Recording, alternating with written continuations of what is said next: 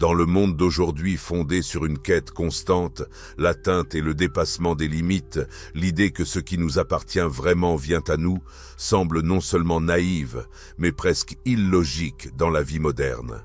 Dès notre plus jeune âge, on nous apprend à nous battre, à concurrencer, à planifier, à contrôler. Tout doit être le fruit de notre volonté, de notre travail et de notre détermination. Pourtant, Carl Jung percevait la réalité d'une toute autre manière.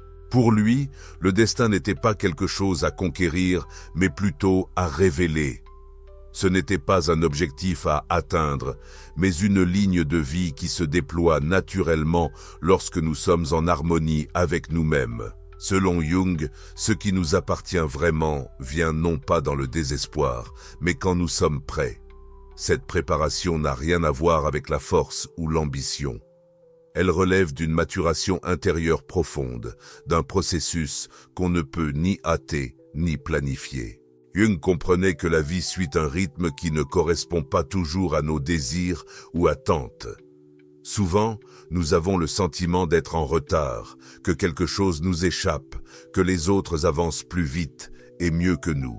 Cette précipitation constante engendre de l'anxiété qui crée le besoin de tout contrôler, et le contrôle engendre une tension. Paradoxalement, plus nous essayons d'accélérer le cours des événements, plus nous nous en éloignons. Le destin ne fonctionne pas comme un mécanisme. Ce n'est pas une machine que l'on peut actionner à volonté, c'est plutôt la croissance d'un arbre. On ne sait pas exactement quand il va fleurir, mais on sait qu'il fleurira si les conditions sont favorables. Ces conditions, c'est ton intérieur, ta préparation, ta présence dans la vie telle qu'elle est, pas telle que tu voudrais qu'elle soit. Quand tu abandonnes le combat, un espace s'ouvre pour accueillir ce qui est vrai. Le destin pour Jung n'est pas un cadeau tombé du ciel, mais un mouvement intérieur de l'âme. C'est quelque chose qui existe déjà en toi, mais qui a besoin de conditions pour se révéler. Comme la sculpture qui existe déjà dans la pierre avant d'être libérée par le ciseau de l'artiste, ta vie porte en elle une forme qui se dévoile peu à peu. Jung insistait sur l'importance de l'inconscient, cette partie de nous qui en sait plus que nous-mêmes. C'est là que se trouvent les graines de notre destin.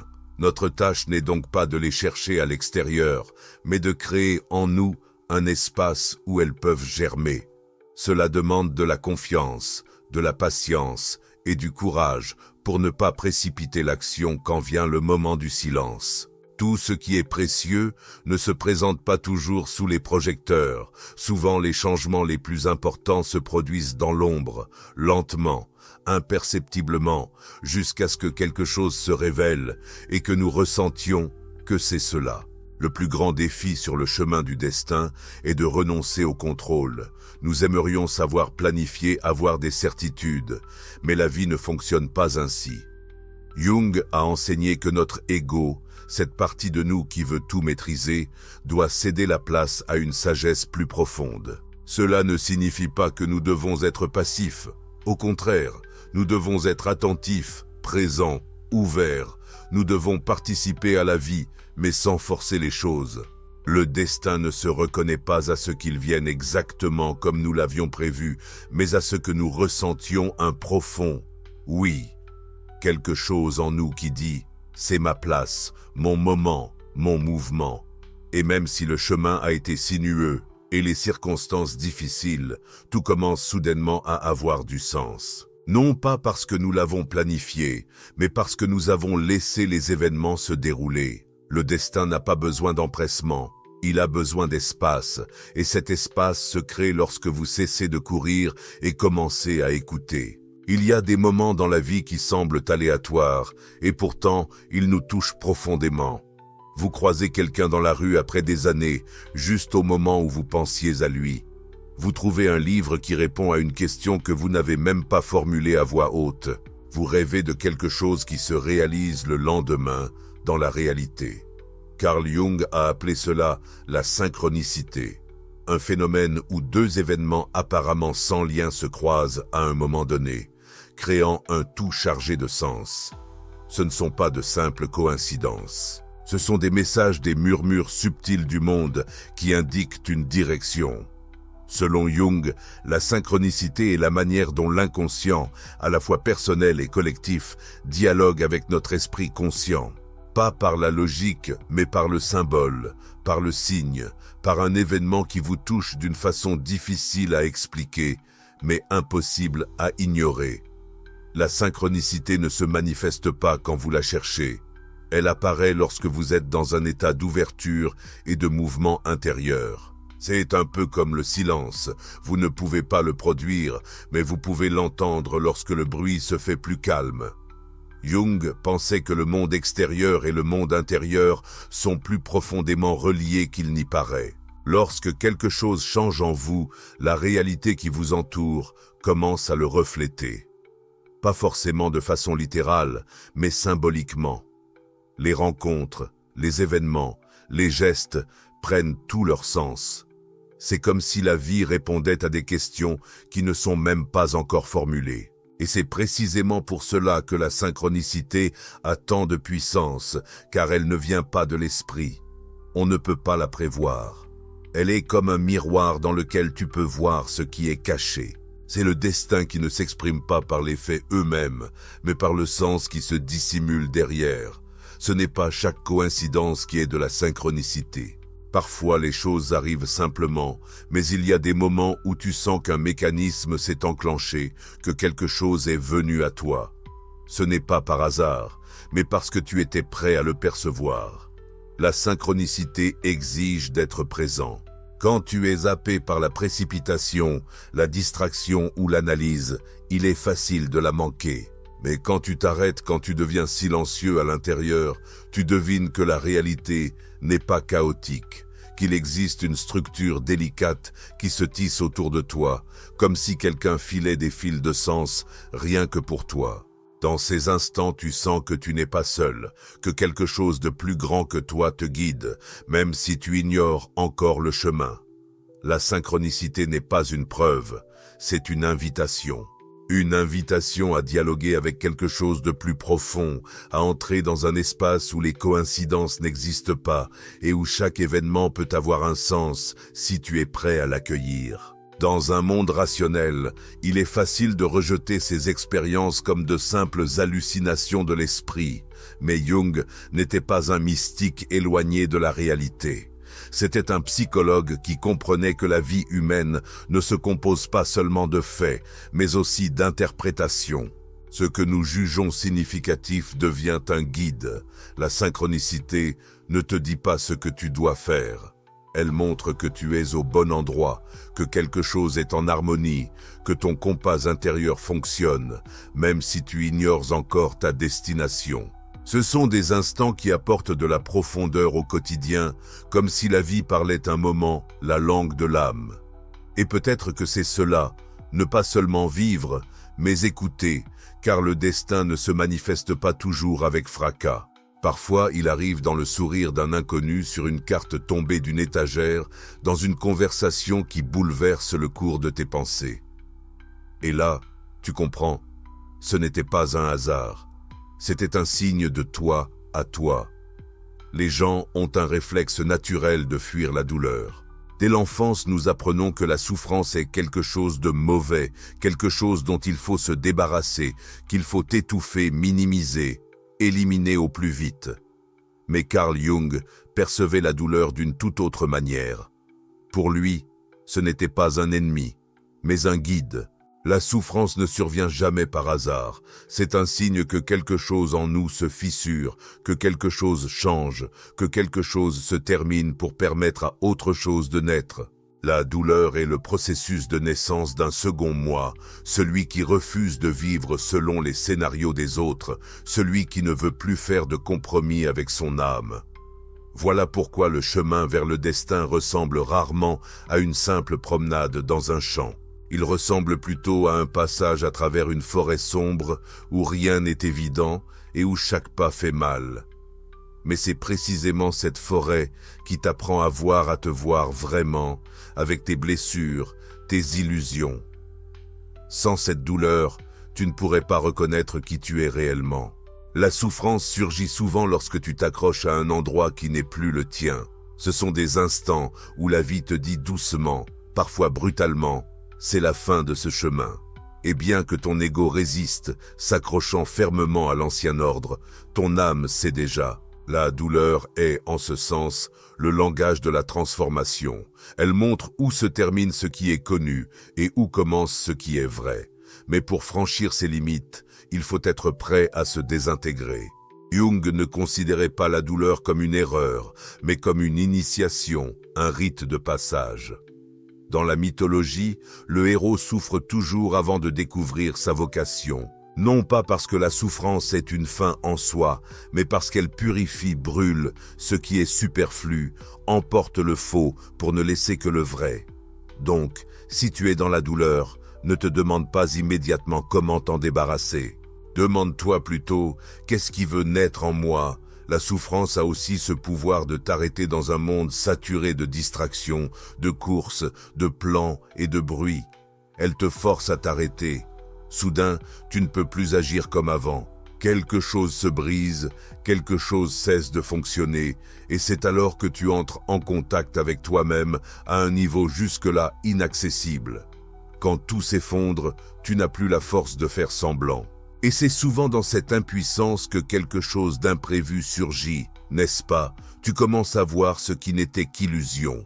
Tu commences à entendre ce qui était réprimé. Une question s'impose que tu redoutais avant. Est-ce vraiment ma vie? La douleur ouvre les yeux, même si elle les ferme d'abord sous les larmes.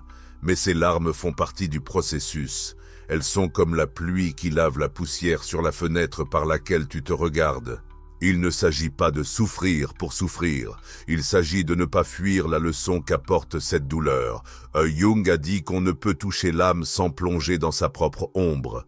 Et l'ombre, c'est tout ce que nous avons rejeté en nous. Peur, honte, traumatisme, colère, regret. C'est là que la douleur prend racine, et c'est précisément là, dans les endroits que tu redoutes le plus, que se cache ce qui peut te libérer. Paradoxalement, la plus grande lumière se trouve souvent sur notre chemin, dans la plus grande obscurité. La douleur n'est pas une punition, mais une invitation à un contact plus profond avec soi-même.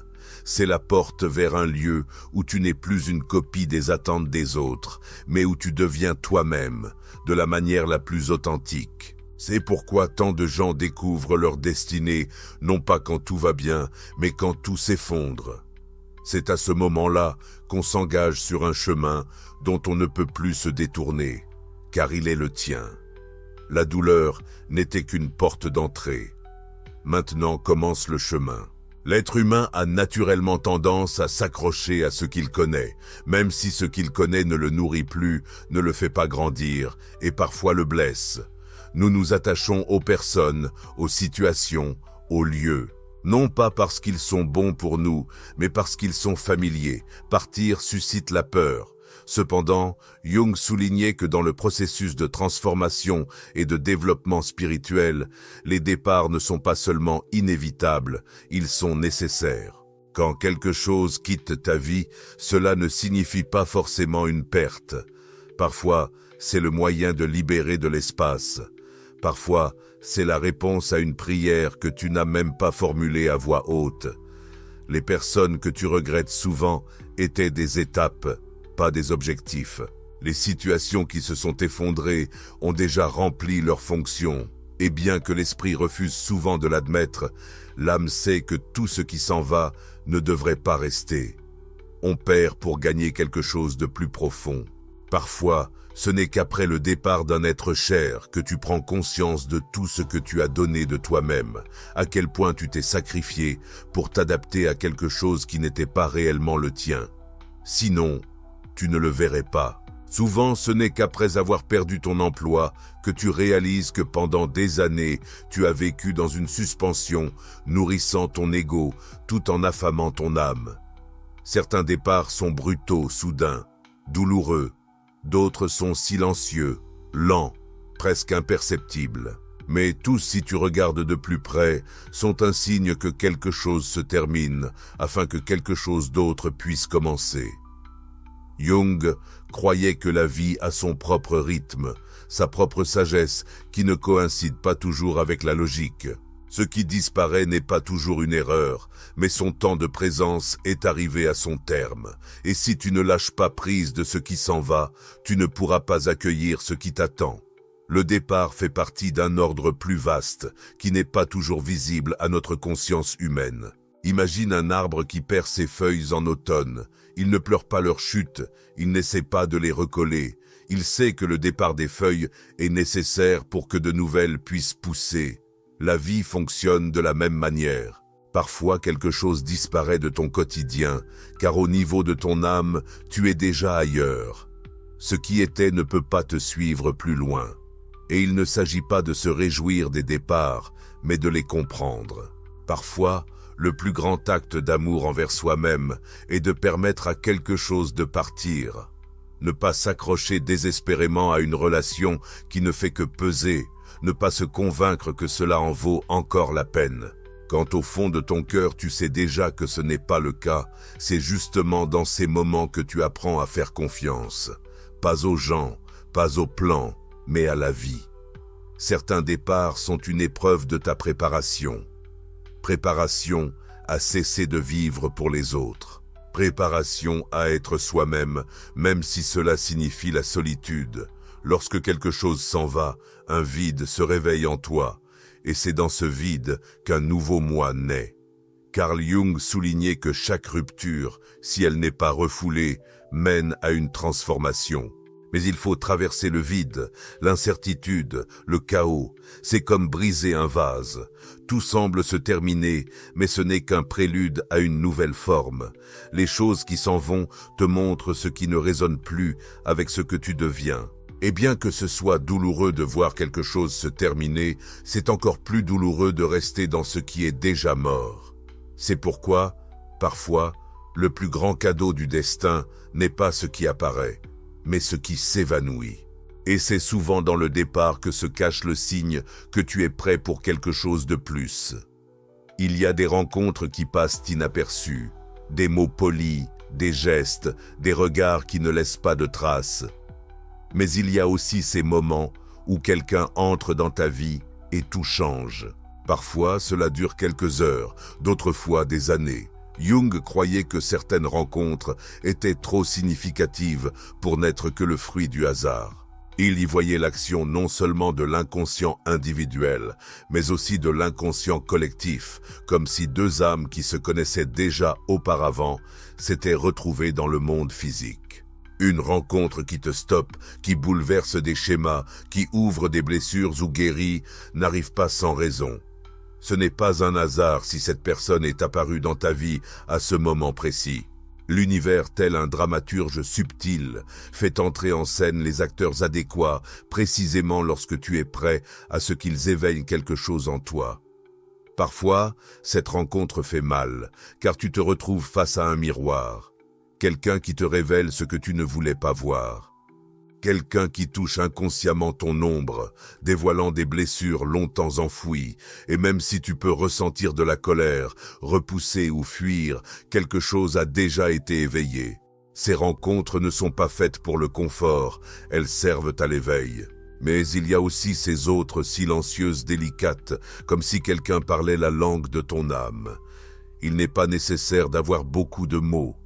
Un simple regard, une présence, un silence, et tu sens que cette personne devait être là. C'est alors qu'émerge un sentiment de reconnaissance, pas d'amour, pas de fascination, mais un profond « je te connais », comme si vos âmes se connaissaient depuis avant la naissance. Jung n'avait pas besoin d'un langage religieux pour le décrire. Pour lui, c'était un phénomène spirituel, enraciné dans la structure archétypale de la réalité. Certaines personnes que nous rencontrons sont là pour nous apprendre quelque chose, d'autres pour nous retirer quelque chose. D'autres encore sont là pour nous rappeler qui nous sommes. Chaque rencontre de ce genre est comme un message codé dans l'être humain. Ce n'est pas ce que cette personne dit, c'est ce qu'elle éveille en toi. Et cet éveil est la trace du destin. Parfois, quelqu'un entre dans ta vie pour un instant, lâchant une phrase qui change le cours de tes décisions. D'autres fois, quelqu'un apparaît et te guide à travers l'obscurité, devenant inconsciemment une lumière. Les rencontres non fortuites ne sont pas toujours agréables, mais elles sont toujours nécessaires. Elles sont comme des repères sur la carte spirituelle de ta vie. Sans elles, tu ne serais pas arrivé là où tu te diriges.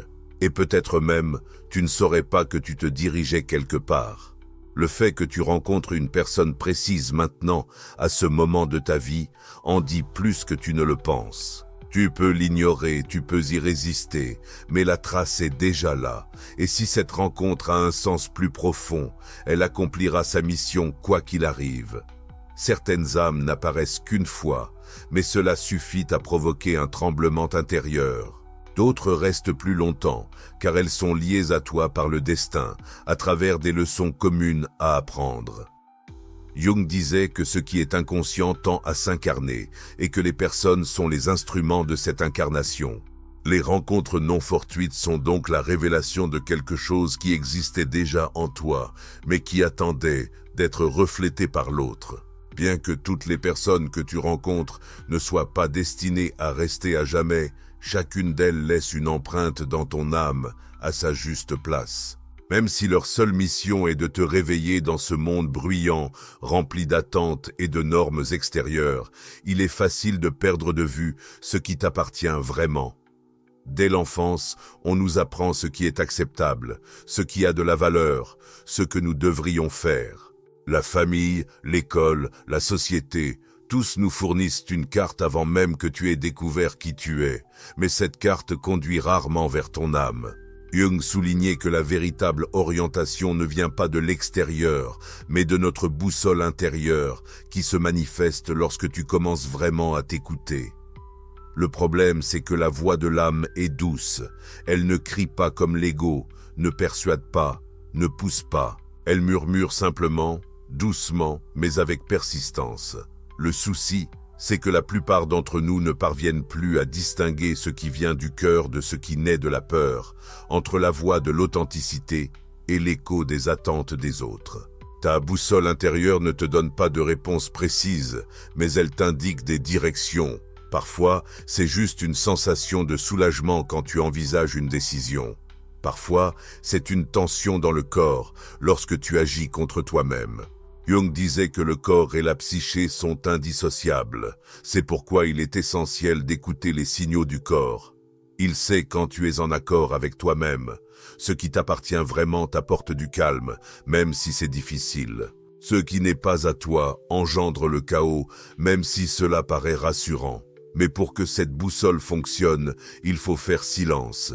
Il faut désactiver le pilote automatique, renoncer aux comparaisons, à la pression, à la course, car tu ne reconnaîtras pas qui tu es en vivant la vie des autres. Et après tout, personne d'autre n'a accès à ton destin. Toi seul peux ressentir ce qui t'appartient vraiment.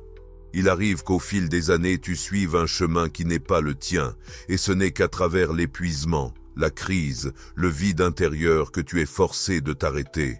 Ce n'est pas un hasard. C'est l'âme qui tente de te réveiller. La boussole ne s'est pas perdue. Elle n'a simplement pas été utilisée depuis longtemps.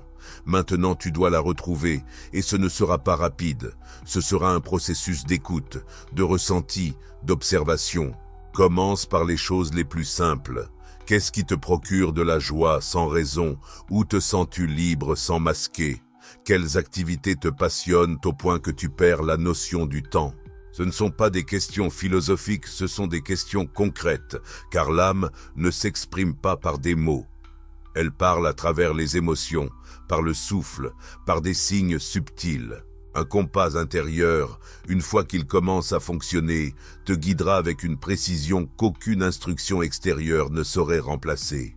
Reconnaître ce qui t'appartient vraiment demande du courage, car il se peut que tu te rendes compte que tu ne désires pas ce que tu as acquis, que ta vie si soigneusement construite ne reflète pas ton intériorité, que tes relations, ton travail, tes objectifs répondaient aux attentes des autres, pas aux tiennes. C'est alors que la peur surgit. Si ce n'est pas moi, alors qu'est-ce qui m'appartient ?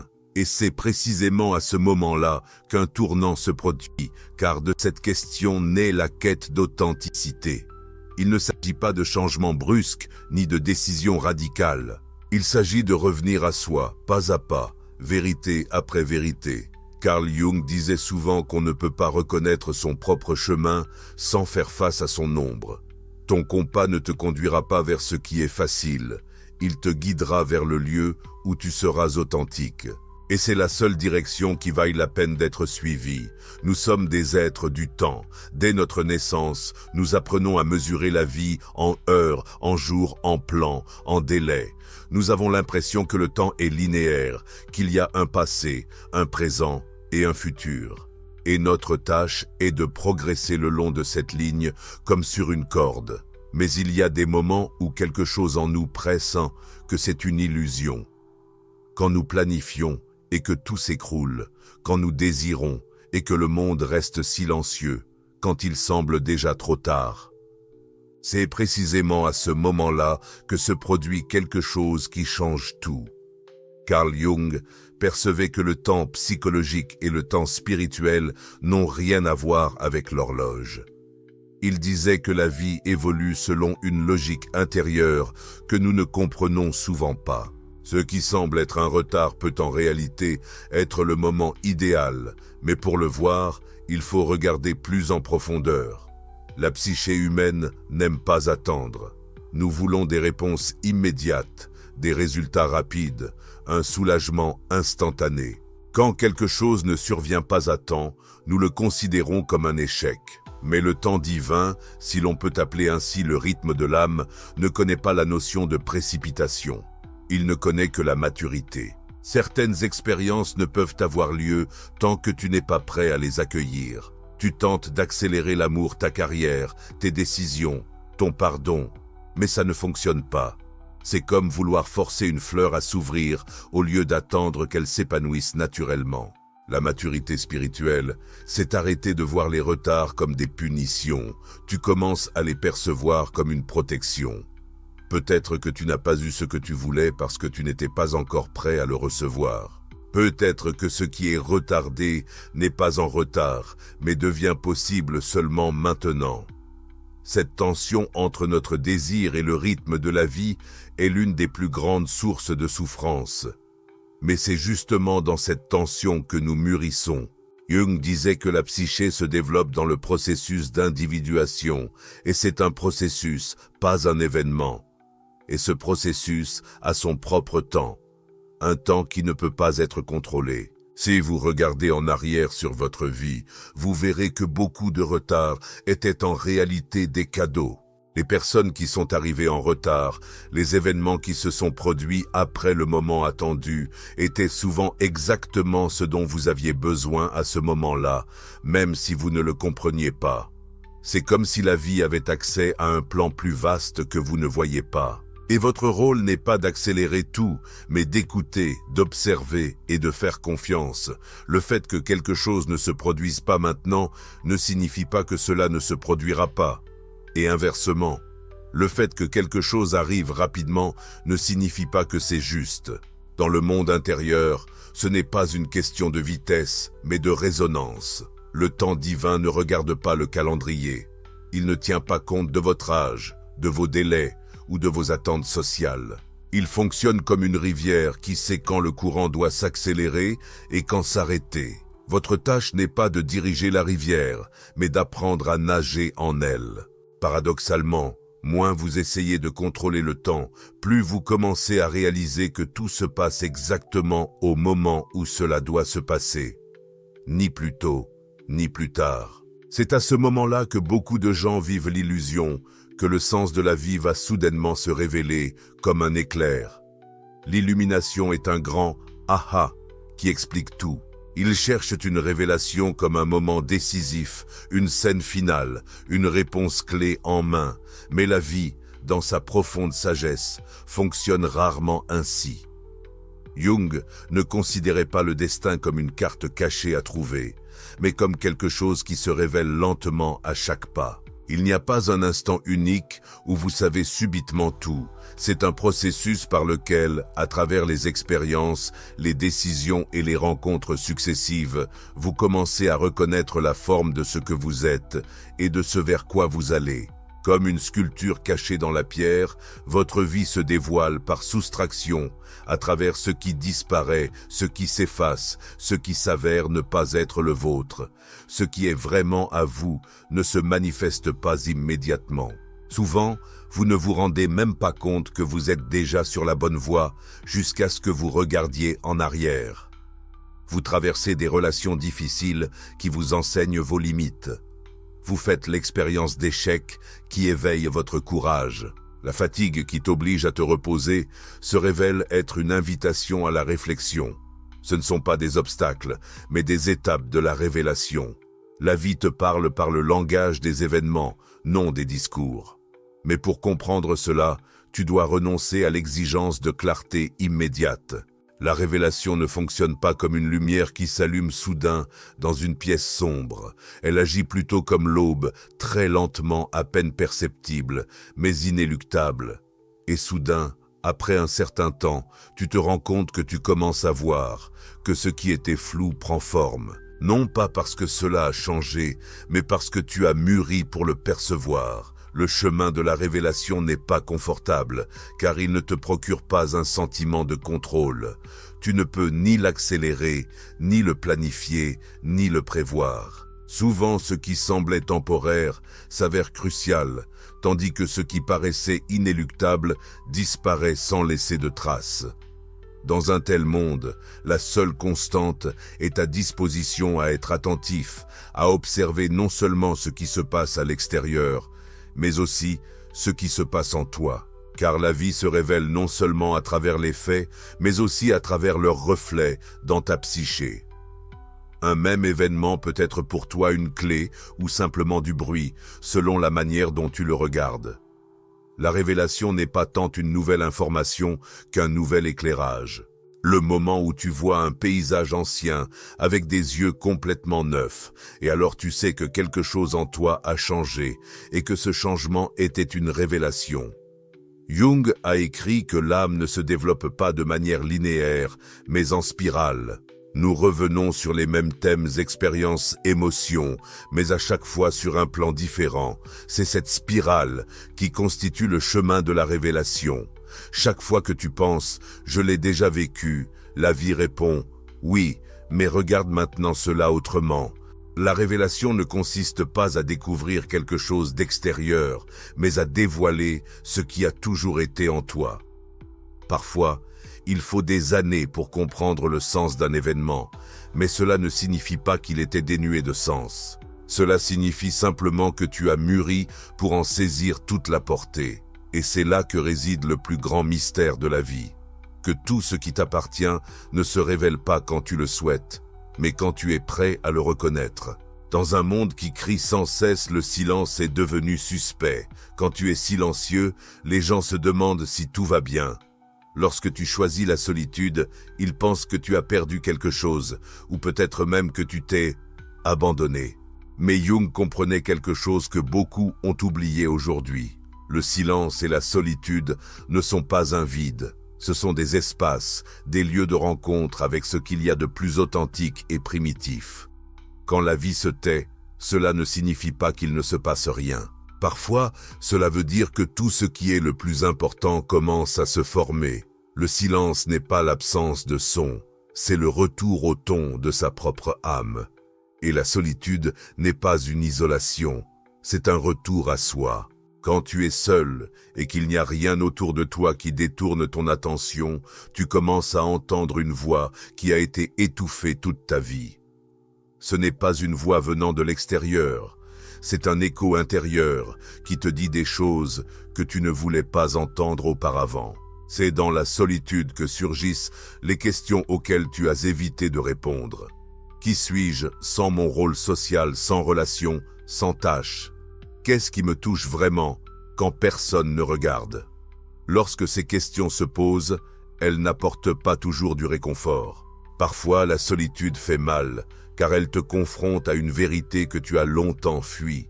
Mais c'est cette vérité qui mène à la révélation. Ce qui t'appartient se cache souvent sous une couche de bruit que tu crées toi-même. Ce n'est qu'en silence que tu peux l'entendre. Prends conscience de combien de moments d'éveil spirituel, ces véritables inouïs, se produisent dans la solitude. Les prophètes, les mystiques, les artistes, tous ceux qui ont touché quelque chose de plus profond, l'ont fait non pas dans la foule, mais dans l'isolement. Jung a écrit sur la nécessité de descendre dans l'ombre, dans les ténèbres, pour rencontrer son vrai soi. Et cette rencontre a rarement lieu à la surface de la vie. Tu dois descendre plus profondément, là où rien ne te distrait, où tu n'as rien à prouver. Cela peut être une soirée dans une pièce vide, une promenade sans téléphone, des jours où personne ne t'appelle. Là, justement là, quelque chose commence, quelque chose se dévoile. Peut-être que tu ne le reconnaîtras pas tout de suite, mais tu sentiras intuitivement que ce vide n'est pas une perte, c'est un commencement. Et c'est dans ce silence, dans cette solitude, que l'univers commence à parler un langage sans mots. Il ne te donne pas de réponse, il t'offre un espace où ces réponses peuvent émerger d'elles-mêmes. Cela peut être un sentiment ou une image dans les rêves, ou une compréhension soudaine de quelque chose qui semblait auparavant flou. Paradoxalement, quand tu cesses de chercher, tu commences à trouver. La solitude n'est donc pas l'ennemi du destin, elle en est la gardienne. Car c'est seulement dans la solitude que l'on peut vraiment entendre ce que la vie tente de te dire depuis toujours. Et alors tu sais, pas intellectuellement, mais existentiellement, que ce qui est réel ne vient pas de l'extérieur. Cela a toujours été là. Il ne restait plus qu'à ce que tu cesses de fuir le silence. La confiance est l'un des défis les plus complexes pour l'homme moderne. On nous enseigne qu'il faut planifier, contrôler, gérer les risques, anticiper et garantir les résultats. Tout ce qui est incertain suscite la peur. Pourtant, Carl Jung a reconnu dans cette incertitude une vérité plus profonde, que la vie, bien qu'apparemment chaotique, suit son propre rythme, sa propre sagesse, qui échappe à la logique de l'ego. Avoir confiance en la vie ne signifie pas être naïf, cela ne veut pas dire attendre passivement ni renoncer à agir. C'est plutôt une attitude profonde d'existence, où tu acceptes que tout n'a pas besoin d'être clair pour être vrai. C'est la reconnaissance qu'il existe un ordre supérieur dont tu fais partie, même si tu ne le comprends pas encore.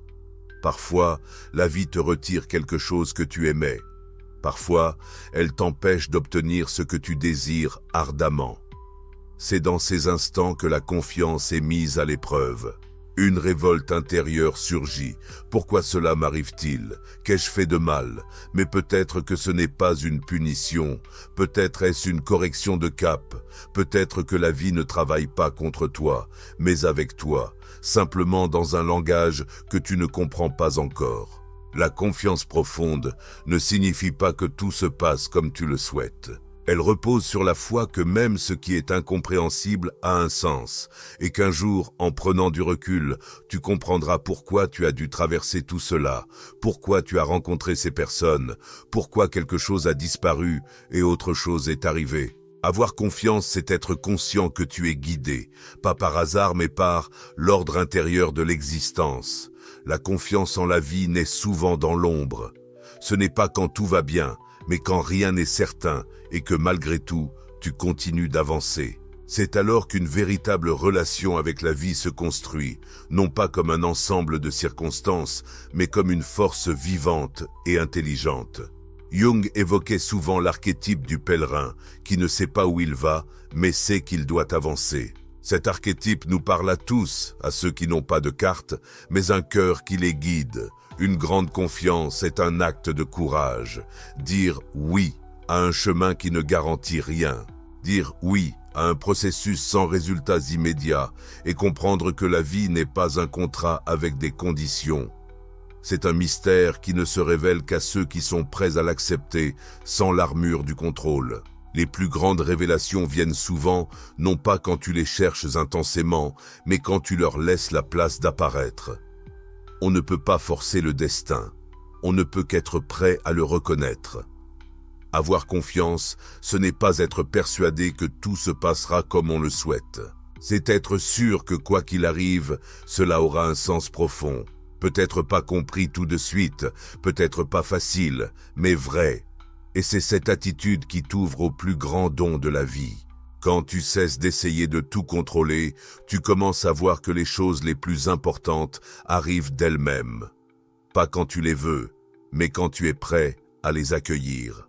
Et ce qui t'appartient vraiment, comme disait Jung, finira par te trouver. Tu n'as pas à le poursuivre.